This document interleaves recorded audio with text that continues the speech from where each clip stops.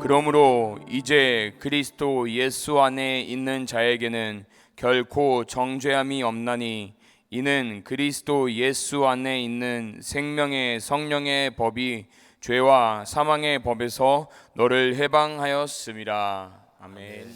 자, 우리 한번 따라해 보겠습니다. 성령의 법이 너를 해방하였습니다. 다 같이 한번 해볼까요? 시작. 성령의 법이 너를 해방하였습니다. 아멘. 우리가 살았었던 한국과 지금 살고 있는 미국에는 서로 다른 법들이 있습니다. 예를 들어서 한국과는 다르게 이 미국은 출생인의 국적을 불문하고 미국 내에서 출생한 자에게는 미국 국적을 주는 속지주의, 출생지주의의 원칙을 가지고 있습니다.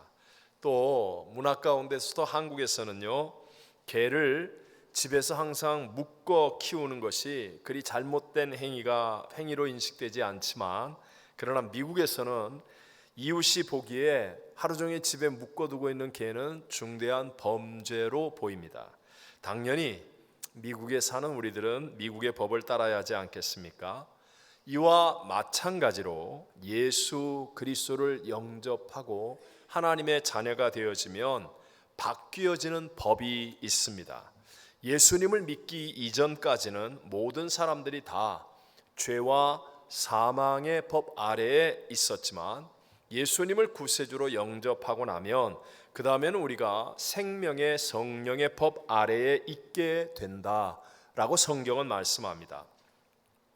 첫사람 아담과 하와의 범죄 이후로 모든 사람은, 그 후손으로 태어난 모든 사람은 율법이 정죄하는 죄를 이기지 못해서 끊임없이 고통을 당하고 원수마귀에게 도둑질, 죽임, 멸망을 당하는 그런 무기력한 삶을 살게 되었습니다. 그런데 예수님께서 십자가에서 대신하여 화목제물이 되어 죽으심으로 죄 사함의 길이 열려졌습니다. 또 사망을 이기고 부활하셔서 무능력과 가난과 저주의 염려와 근심, 질병과 사망에 대한 모든 두려움 가운데서 예수 그리스도를 믿으면 완전히 해방을 얻는 길이 열려지게 된 것입니다. 그리고 생명의 성령의 법 안에서 우리가 점점 잘 되어지는 복을 누리다가 승리의 삶을 살게 된다라고 성경은 우리에게 말씀하고 있습니다.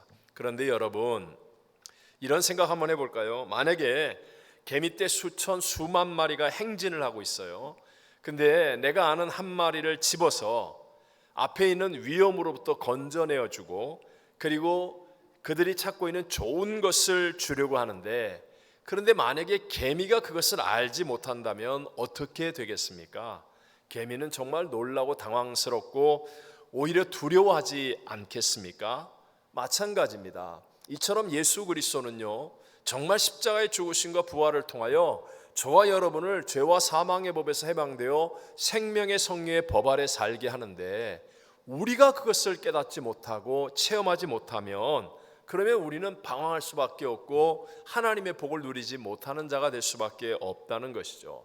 그러므로 우리는 정직하게 나 자신을 확인해 보아야 합니다. 오늘 저는 성령의 법이 너를 해방하였습니다 라는 제목을 가지고 이 시대를 살아가고 있는 저와 여러분에게 주시는 두 가지의 하나님 은혜를 함께 나누고자 합니다. 첫 번째, 생명의 성령의 법은 믿음으로 누리는 것이다. 믿음으로 누리는 것이다. 다시 한번, 이제 예수를 믿어 바뀌어지게 된 생명의 성령의 법은 무엇으로 누린다?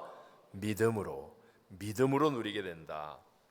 여러분, 예수님을 내가 구세주로 영접하여도 우리는 아직까지 육체를 가지고 삽니다.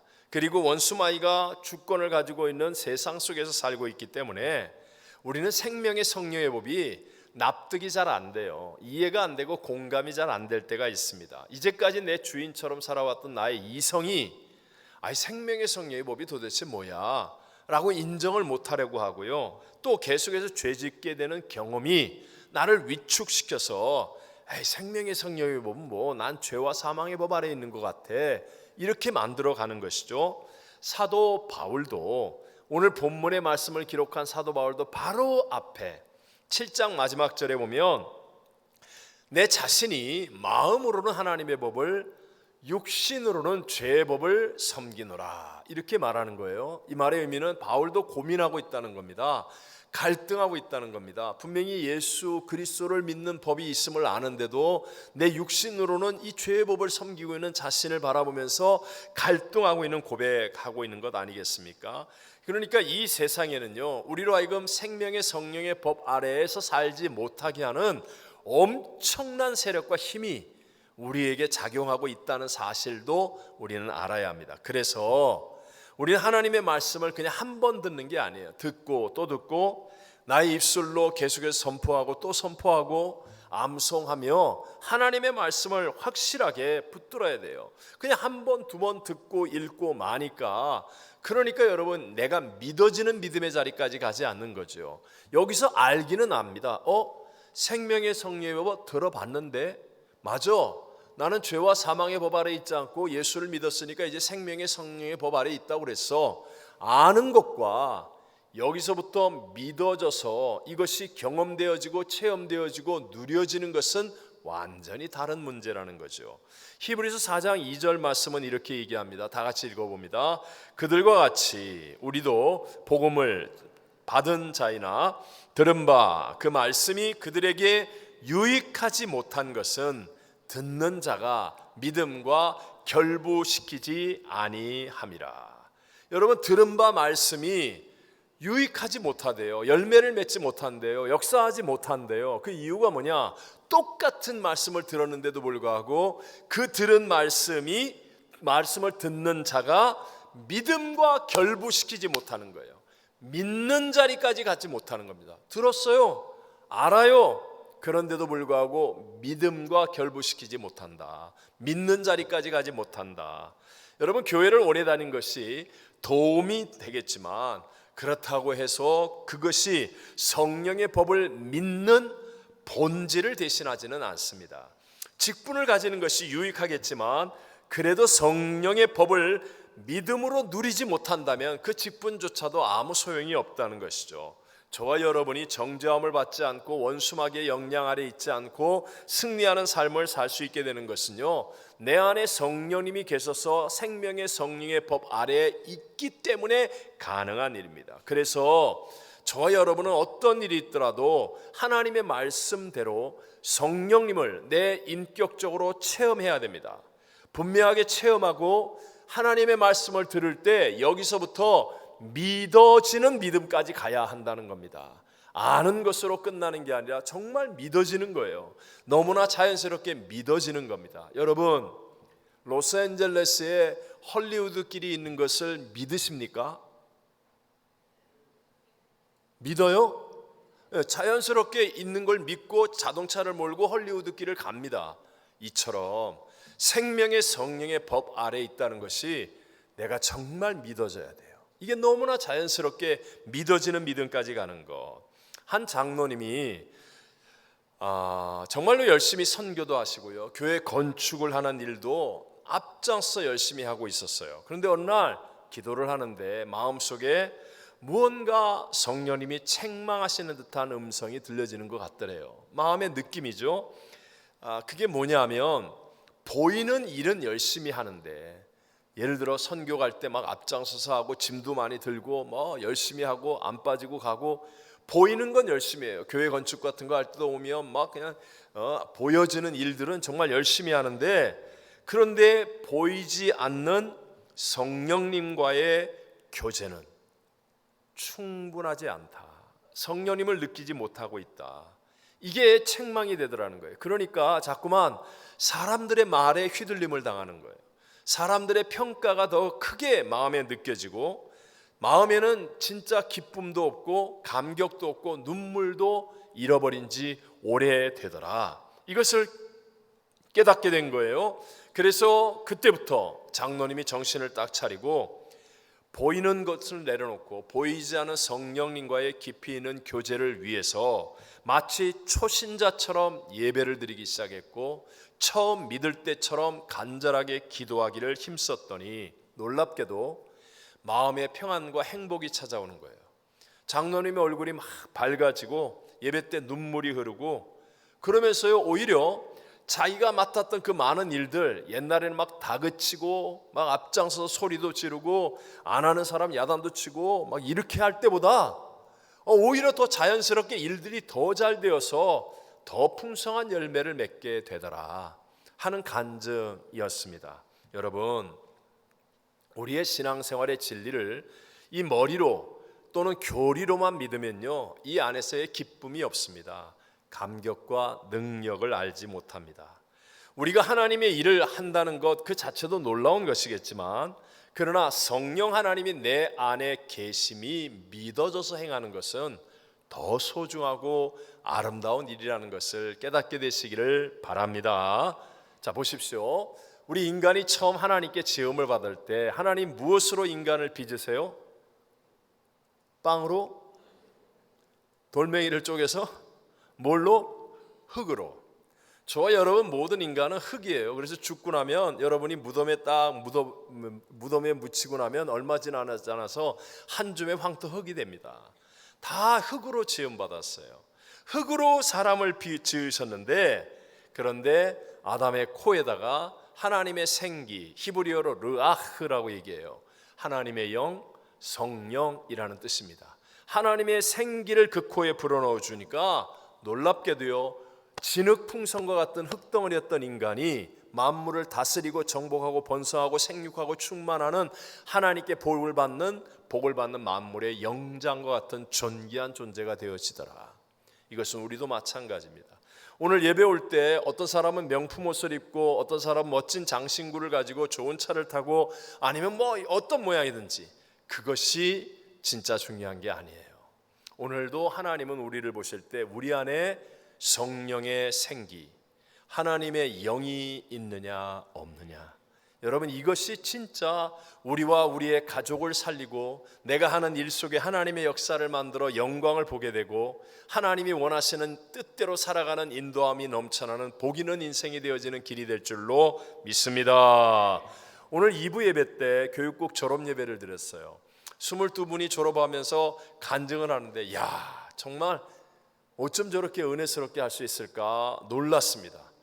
놀랐어요. WG와 JBT가 영어와 한글로 한 사람씩 했는데 참 감동이었어요. 어쨌든 졸업하는 아이들은 어떤 졸업을 하든지 간에 이제 새로운 세계를 만나게 되겠죠. 새로운 사람들을 만납니다. 졸업하는 사람의 그 어떤 나이에 따라서 다른 지역으로 갈 수도 있고요. 다른 삶을 살아갈 수도 있습니다. 자, 장소가 바뀌고 사람이 바뀌고 환경이 바뀌고 상황이 바뀐다 할지라도 그들이 정말 올바르게 살고 빛 가운데 살고 승리하며 살 수 있는 길은 돈을 많이 주는 게 아니라 멋진 학교의 명찰이 중요한 게 아니라 그 속에 성령 하나님이 함께 하시면 어떤 시간 어떤 장소 어떤 사람 어떤 곳에서 어떤 일을 한다 할지라도 하나님이 주시는 승리를 누리게 될 줄로 믿습니다. 성령이 함께 하는 거예요. 자, 사도 바울을 보십시오. 사도 바울은요 주도 면밀한 담즙질의 사람입니다. 철저하게 준비하고 계획하고 실행할 수 있는 능력이 있는 사람. 사도 바울은 아시아에서 복음을 전하기 위해 준비를 했습니다. 그런데 성령께서 사도 바울을 막으시는 거예요. 사도행전 16장 6절이며 성령이 아시아에서 말씀을 전하지 못하게 하시거늘. 누가 그랬다고요? 성령이. 그래서 바울이 이 성령에 순종하여서 드로아로 가서 배를 타고 이제 바다를 건너 유럽으로 갑니다.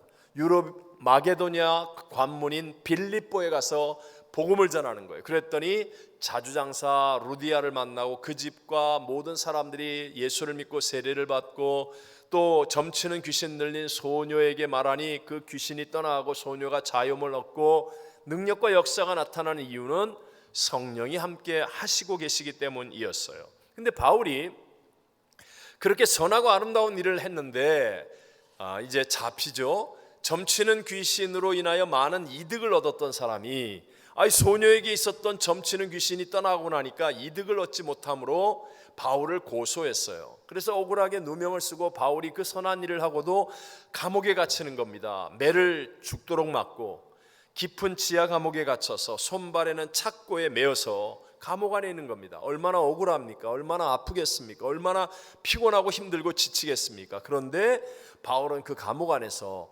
감옥 안에 있는 다른 모든 죄수들이 듣도록 기도하며 찬송하였다라고 성경은 말씀합니다. 이유가 무엇일까요?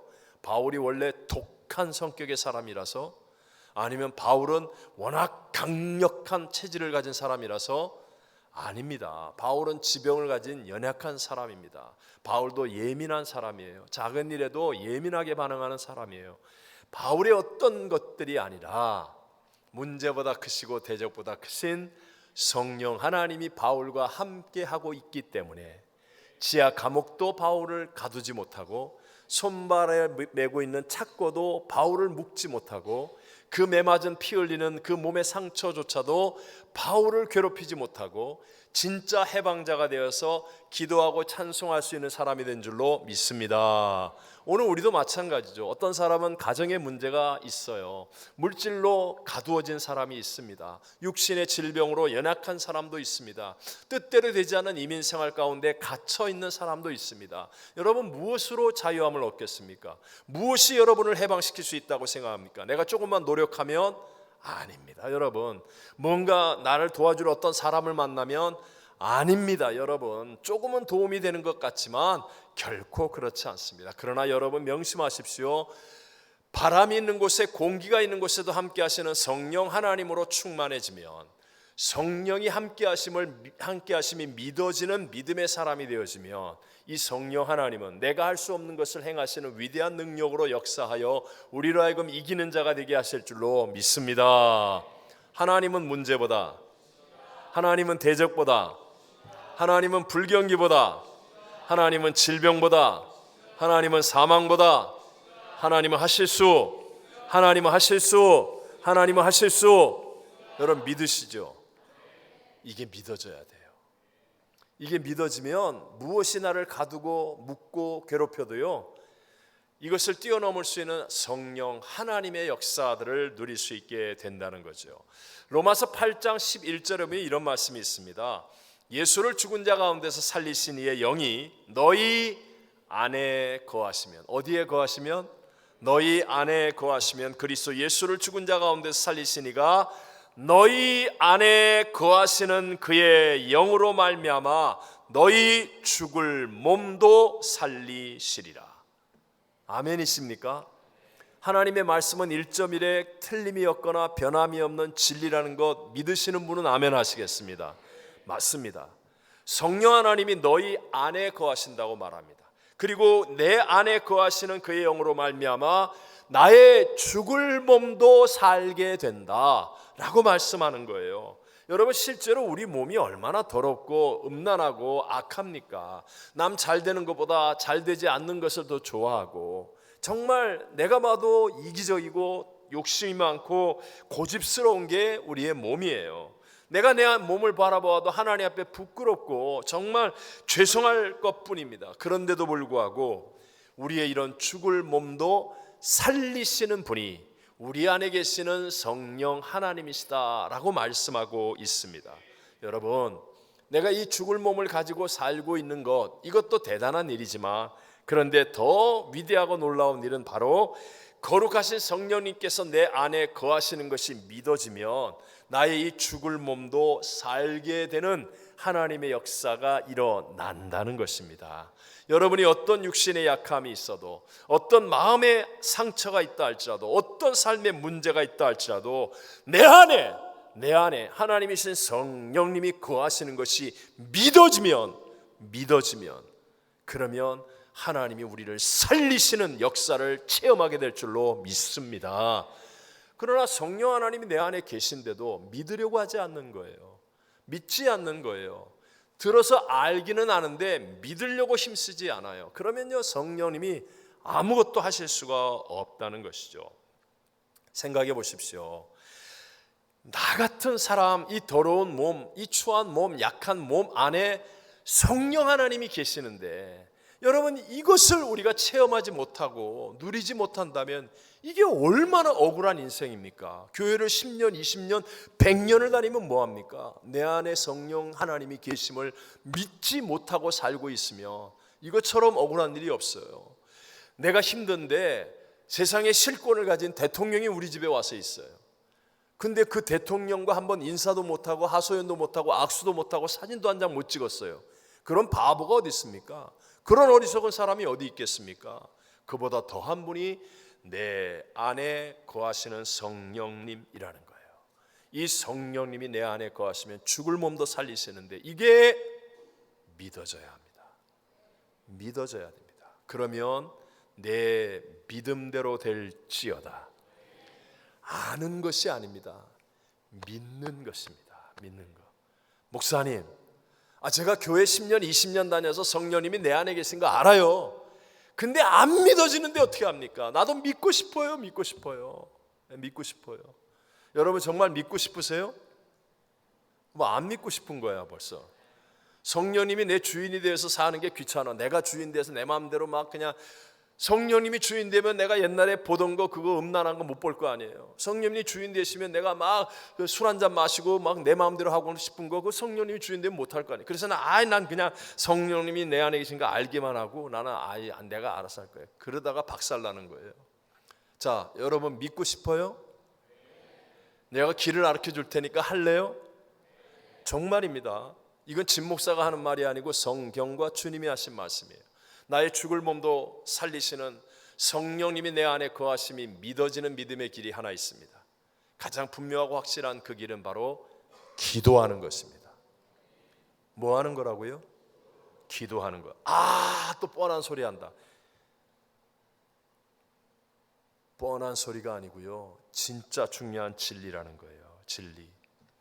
제가 오늘 일부 예배 때 사실은 청년교구의 한 자매님이 일부 예배에 왔어요. 그 자매님이 자기 이름을 밝히고 얘기하는 것을 사실은 원하지 않아서 얘기 안 하려고 하는데 자매님을 딱 쳐다보니까 나도 모르게 얘기가 나왔어요. 이름은 얘기 안 하고 청년교구인데 이 자매님이 예배를 드리고 싶은데, 수요 금요 주일 예배 잘 드리고 싶은데 직장 그런 관계 때문에 예배를 마음껏 못 드리니까 어떻게 할까 하는데 믿음이 좋은 분이 권면을 해줬습니다. 새벽 예배를 나가라. 새벽 시간은 네가 갈 수 있으니까. 그래서 작정을 해서 새벽 예배를 나가라. 그래서 평생 새벽 예배 안 드리던 자매가 새벽 예배를 작정하고 나오기 시작했습니다. 나와 보니까 너무 좋은 거예요. 은혜 받고 좋은 거예요. 근데 새벽 예배 나와 보니까 기도를 하는데 앞에 뒤에 좌우에 앉은 분들이 다 막 방언 기도를 막 하는 거예요. 자기는 그런 걸 모르는데 막 방언 기도하고 성령으로 충만함이 느껴지더라는 거예요. 그러면서 마음속에 나도 성령님이 계심이 믿어진다. 나도 저렇게 성령 세례를 경험하고 방언 기도하면 좋겠다. 그래서 예배 끝나고 기도하는데 방언을 받았어요. 성령으로 충만함을 체험했어요. 그런 거 오늘 일부 예배도 나왔어요. 여러분, 이게 특별한 사람에게 해당되는 얘기라고요? 아닙니다. 여러분, 누구든지 여러분이 정말 하나님의 약속의 말씀을 듣고 그 말씀을 붙들고 기도하면 보십시오. 고린도후서 4장 4절에 이렇게 말씀합니다. 같이 한번 읽어보겠습니다. 그 중에 이 세상의 신이 믿지 아니하는 자들의 마음을 혼미하게 하여 그리스도의 영광의 복음의 광채가 비치지 못하게 함이니. 이 말이 뭐예요? 여러분, 이 세상에 신, 원수마귀가 있어요. 근데 그 원수마귀가 우리의 마음을 혼미하게 해서 듣기는 듣는데 믿음과 결부시키지 못하게 하는 거예요. 기도하면 성령 받는다, 들었어요, 알아요. 근데 안 하게 하는 거예요. 못하게 하는 거예요. 결부가 안 되는 겁니다. 방해하고 있는 거예요. 영적으로 방해하는 무지막지한 세력이 있기 때문에 우리가 아는데도 불구하고 성령의 충만함을 체험하지 못하고 성령이 내 안에 거하시는 믿어지는 믿음의 자리까지 가지 못하는 거예요. 이걸 이기는 방법이 기도입니다. 기도 외에는 이런 유가 나갈 수 없느니라. 여러분 보십시오. 예수님은 하나님이십니다. 그 예수님이 육체를 입고 이 땅에 오셔서 기도하셨어요, 안 하셨어요? 기도하셨습니다. 매일 새벽 미명에 습관을 따라 새벽 기도하셨습니다. 중요한 일이 있으면 밤새 철야 기도하셨습니다. 40일 동안 금식하며 기도하셨습니다. 때로는 땀방울이 변하여 핏방울이 되도록 간절하게 기도하셨습니다. 그리고 제자들에게 기도하라고 하셨습니다. 여러분 생각해 보십시오. 아니 전지전능하신 하나님이 얼마나 해야 될 일이 많고 정말 머리를 대고 잠을 잘 시간조차도 없는 그분이 전지전능하신 분인데 근데 왜 기도하십니까? 명심하셔야 됩니다. 기도를 대체할 수 있는 것이 있다 없다? 없습니다, 여러분.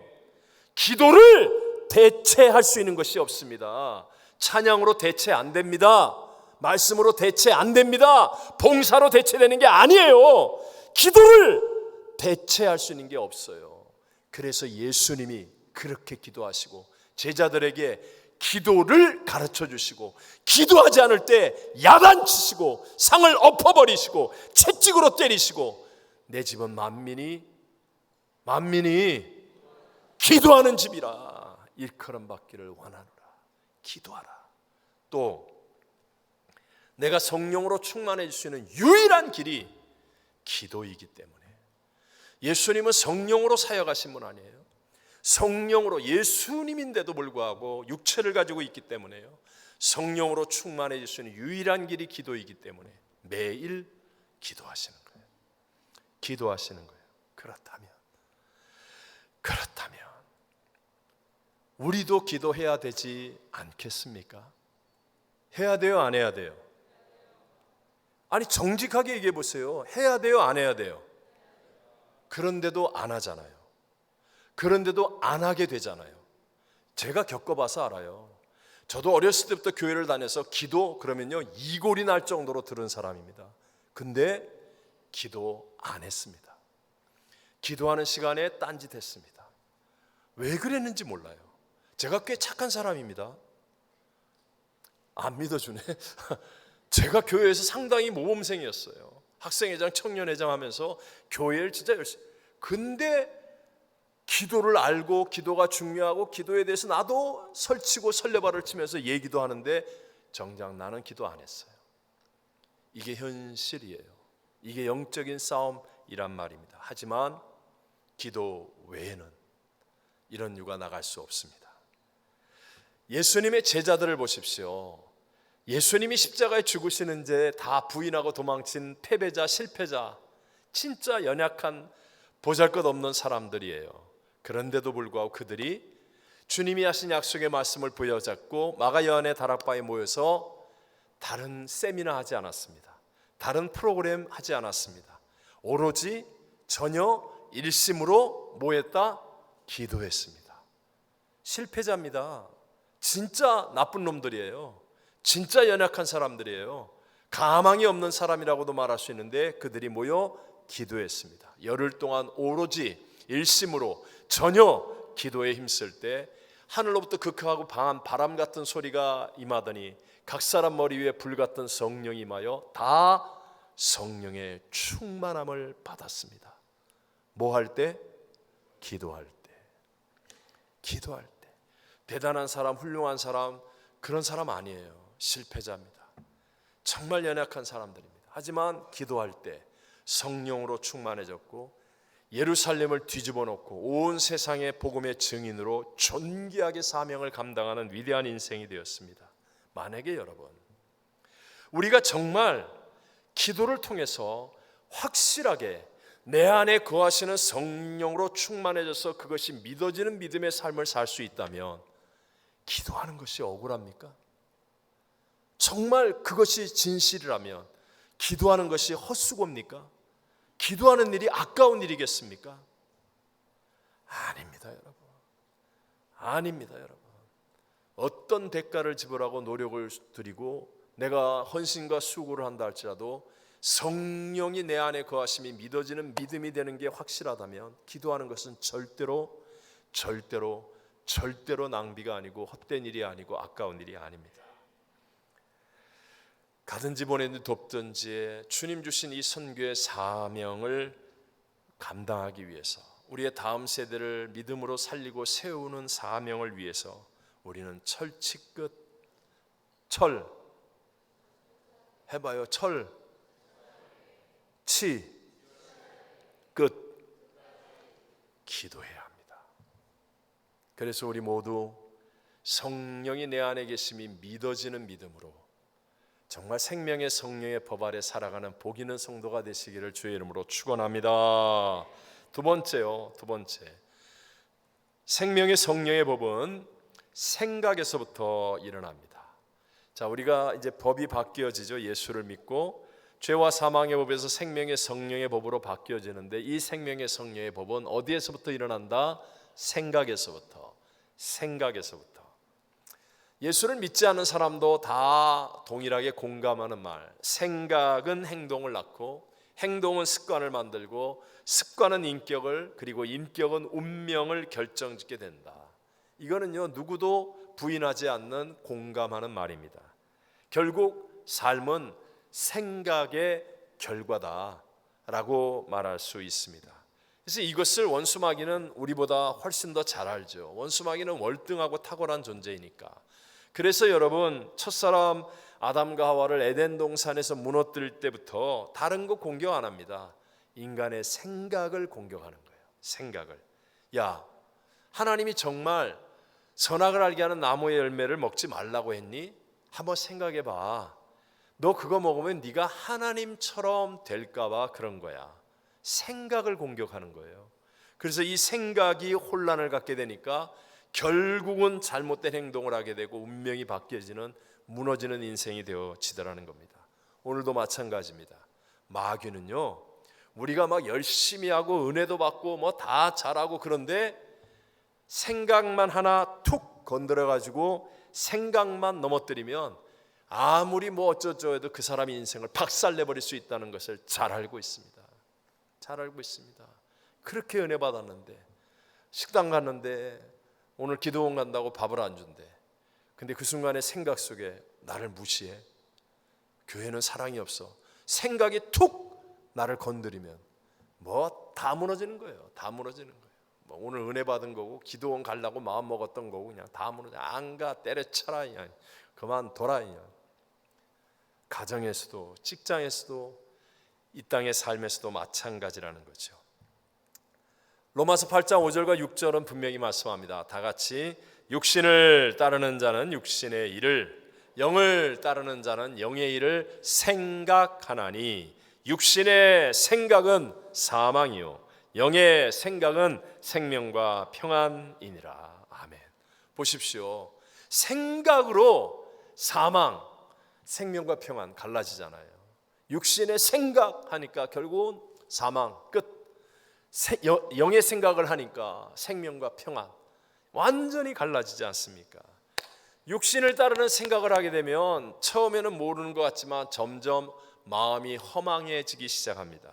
도덕적으로 타락하게 됩니다. 다른 사람들도 함부로 대하게 됩니다. 그래서 육신의 생각은 결국 사망을 가져오게 되는 거죠. 근데 이렇게 잘못된 육신의 생각은 자기만 망치는 게 아니라 자기와 함께하는 가족도 망치고 공동체도 망치고 이웃도 망치고 다 망치는 거예요. 한 시대와 역사를 병들게도 만들어 버린다는 것입니다. 여러분, 생각이 줄에 꿰어져서 모이게 되면 그게 바로 이데올로기가 되고 가치관이 되어지는 겁니다. 시간을 줄이기 위해서요, 예를 들어 황금 만능주의의 이 자본주의 잘못된 생각에 대한 반항으로 칼 마르크스의 공산주의 이론이 사람들의 생각을 점령하게 되었습니다. 그러면서 세상이 이토록 힘든 것은 가진 자들이 민중을 착취하기 때문이다. 남의 탓에 생각을 불어넣습니다. 그리고 그 가진 자들만의 리그가 만들어질 수 있는 명분을 준 게 기독교 신앙이라, 그러므로 종교는 아편이다. 세뇌시키기 시작합니다. 그리고 결국은 유토피아를 만드는 길은 폭력적 프롤레타리아 혁명을 일으켜서 가진 자들, 지주계급을 내쫓고 기독교를 말살한 후에 하나님 없이 인간의 힘으로 인민들에 의해서 평등한 낙원을 만들 수 있다. 듣기에는 달콤한 이런 생각을 넣는 거예요. 그래서 공산주의, 사회주의, 이게 바로 마르크스 공산주의 혁명이죠. 여러분, 이 생각으로 인해서 러시아에 헤아릴 수 없는 많은 사람, 중국에 정말 많은 사람, 베트남을 비롯한 아시아, 우리나라에 북한의 저 고통과 6.25 전쟁의 그 동족 상쟁에 피 흘리는 비극들을 만들어내지 않았습니까? 생각을 점령하는 사상이 이렇게 무서운 힘을 가지고 도적질을 하고 죽이고 멸망시키는 열매를 만들게 된다는 거예요. 지금 이 시대를 지배하는 생각은 뭡니까? 포스트 모더니즘이에요. 이 생각의 핵심은 자기 감정, 자기 느낌에 충실하라는 것이죠. 그 앞서 있었던 모더니즘, 그래서 어떤 이성적 진리를 주관하는 그런 것들에 대한 모순 또는 그 잘못된 것들로 인한 어떤 마음의 상처, 이런 것들로 인하여 절대적인 권위를 인정하지 않습니다. 진리를 인정하지 않습니다. 그러면서 자신의 주관적인 판단이 더 중요하다. 내가 행복해야 행복한 거야, 이렇게 얘기하죠. 그래서 누가 진리를 말해도 당신에게는 진리일지 모르지만 나에게는 아닙니다, 그러면 끝이에요. 내가 중심이에요. 남이 어찌 되건 말건 나만 좋으면 된다라고 생각하는 이 포스트 모더니즘의 생각들, 공동체 안에서의 책임보다도 나의 프라이버시가 더 중요하다. 각자 개인 취향이 가장 중요하니까 동성애도 존중받아야 된다. 진리에 대한 가치가 다 무너지는 거예요. 결혼도 마음대로, 직장도 내 마음대로, 다 마음대로. 이렇게 자기 스스로를 인생의 컨트롤 타워에 올려놓은 자기 중심적인 서구 사상은 결국은 인간의 삶을 완전히 피폐하게 만드는 겁니다. 모든 것들을 무너뜨리는 거예요. 서구 기독교 교회들 이미 텅텅 비었고 미국의 교회들도 점점 타협의 길을 가게 됩니다. 많은 사람들이 이전에 없었던 수많은 정신병들, 또 우울증, 불면증, 가정 파괴, 방탕, 방황, 이 거대한 늪에 빠져서 허우적거리는 원수마귀에게 밥이 되어지는 인생이 되고 만 겁니다. 우리는 이 생각을 돌이켜야 됩니다.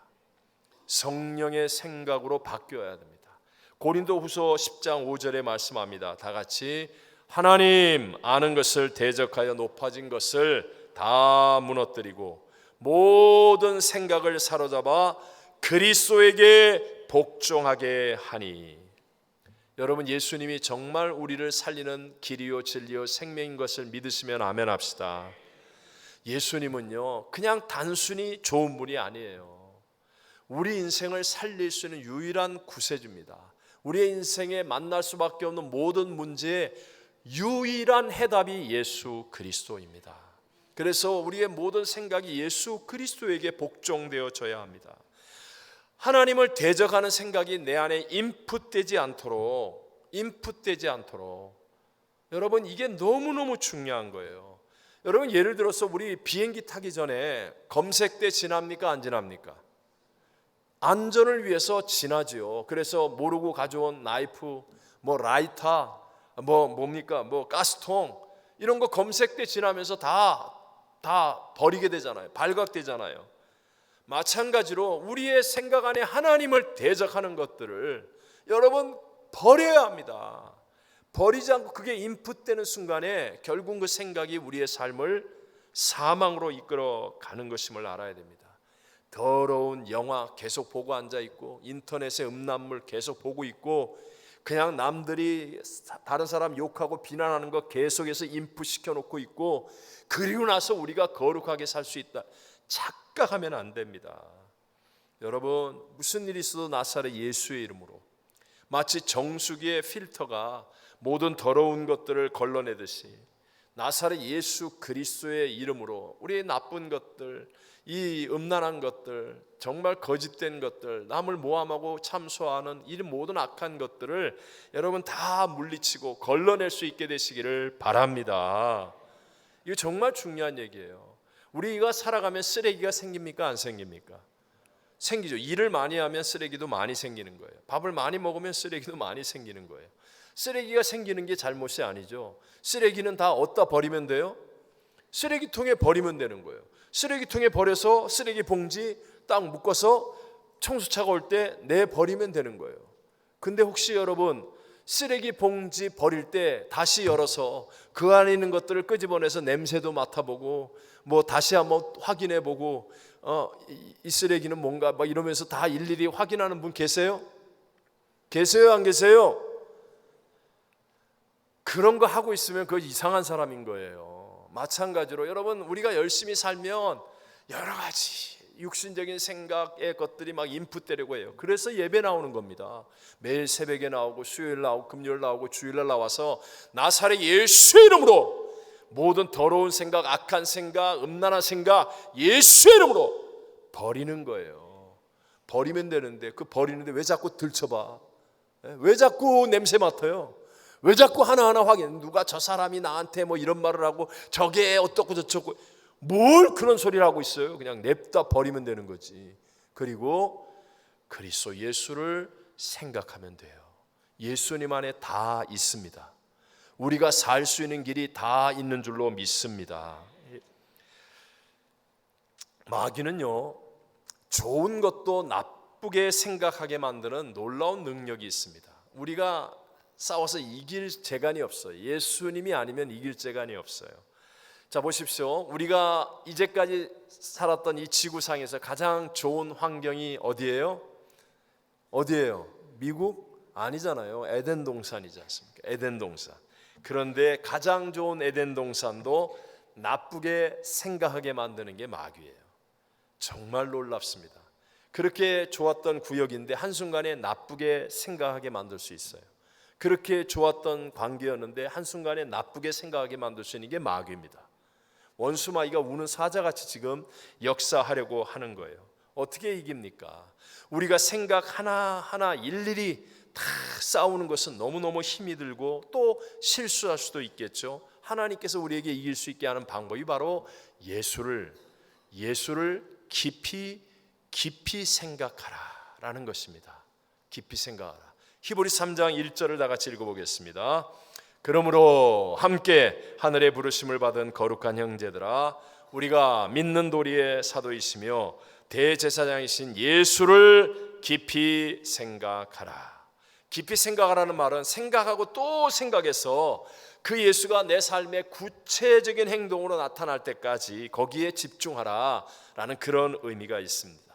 여러분, 아내와 남편도요, 서로 간에 깊이 사랑하면 유혹을 이깁니다.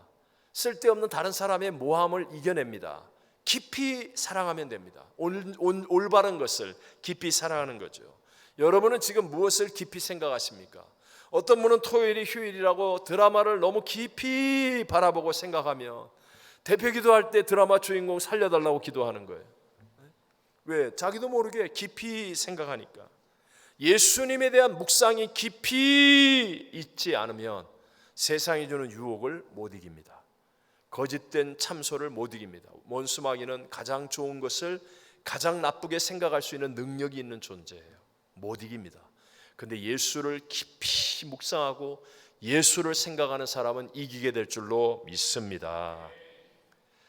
제가 이 이야기하고 정리하겠습니다. 제가 전에 한번 얘기했지만 저에게는 너무 은혜가 된 이야기라 여러분 처음 듣는 것처럼 들으십시오. 미국의 청소년 집회로 유명했던 한 목사님께서 잘 나가는 백인 청소년 학생들 캠프에 강사로 초청을 받아서 갔습니다. 그때 일어났던 이야기입니다. 사실 그 캠프는 마리 크리스찬 수련회 같은 캠프이지 거의 베버리 힐스의 아주 부잣집 아이들의 사교적인 모임과 같았다고 합니다.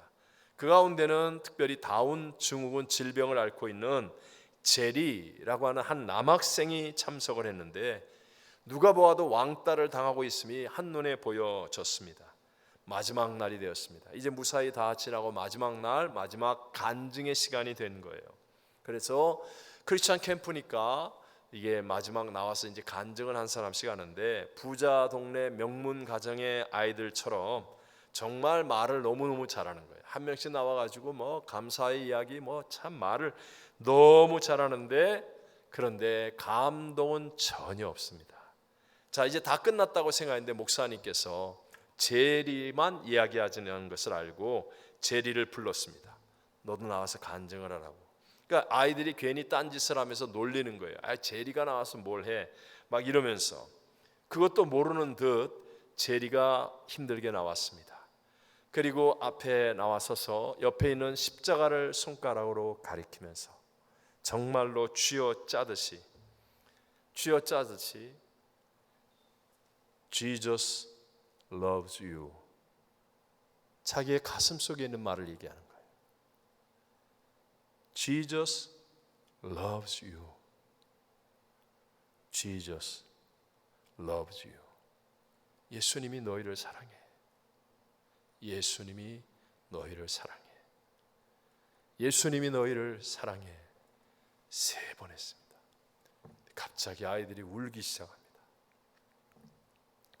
그 이전까지 아이들은 그냥 프로그램, 놀이, 사교 이런 데만 마음을 빼앗겨 있다가 제리가 나와서 Jesus loves you 하는 그 순간부터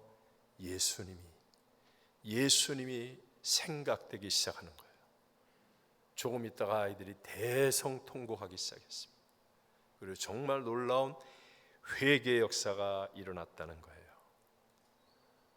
성령님은 저와 여러분에게 이 예수를 생각나게 합니다. 정말 예수가 그림책에 나오는 예수, 나와는 상관없이 그냥 십자가에 매달린 예수가 아니라 나 때문에, 나를 사랑해서, 나를 위해서 십자가에서 죽으신 하나님의 아들, 거룩한 나의 구세주라는 것이 믿어지게 만들어 주십니다. 요한복음 14장 26절을 우리 같이 한번 읽어보겠습니다.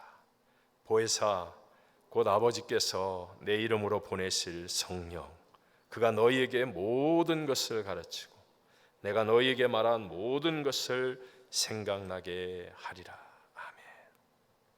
여러분, 성령이 역사하면 예수님을 생각합니다. 수박 겉핥기식이 아니라 그냥 교회당 왔다 갔다 하면서 하는 생각이 아니라 예수님을 생각하면 나의 생각이 심플해집니다. 깨끗해집니다. 강력해집니다. 성령님이 바로 그 놀라운 일을 행하신다는 거예요.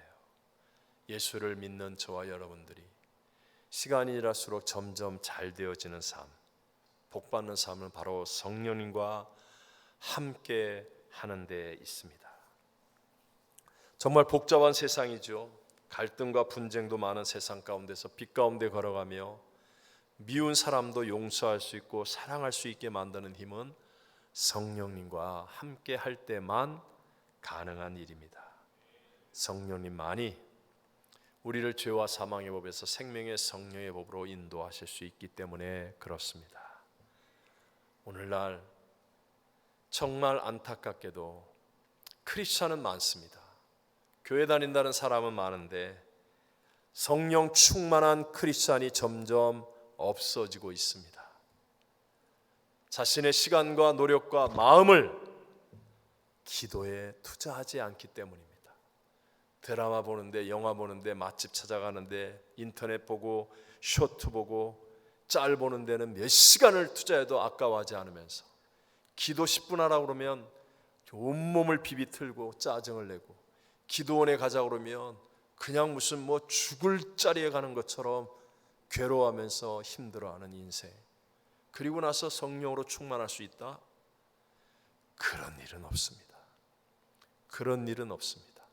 여러분, 언제 오실지 모르는 주님의 때가 너무너무 가까이 왔습니다. 너무너무 가까이 왔습니다. 다른 건 다 놓쳐도 주님의 재림 때 휴거만은 놓치면 안 됩니다. 저절로 된다고요? 제발 거짓말장이 마귀에게 속지 마십시오. 기도하여서 성령으로 충만한 저와 여러분이 되시기를 주의 이름으로 축원합니다.